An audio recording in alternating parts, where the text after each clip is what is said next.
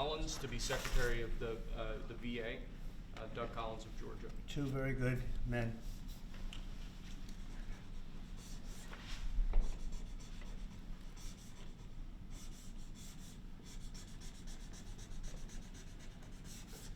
Okay.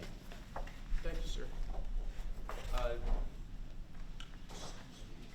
Next up, in light of numerous actions taken by a number of bodies of the United Nations which exhibit a deep anti-American bias, we have an executive order prepared for your attention that would withdraw the United States from the UN Human Rights Council, would withdraw the United States from the UNRWA, which is a refugee organization, and would also review American involvement in UNESCO, which has also exhibited anti-American bias.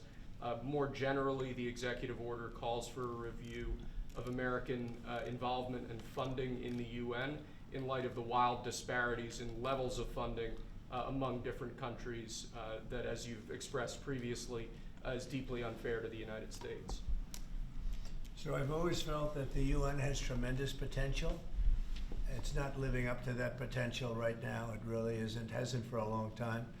It has, there are great hopes for it, but it's not being well run, to be honest, and they're not doing the job. A lot of these conflicts that we're working on should be settled, or at least we should have some help in settling them. We never seem to get help.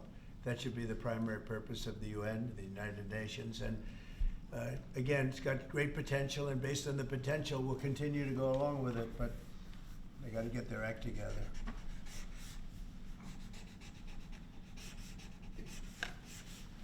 What would they need to do, sir, to get their act together?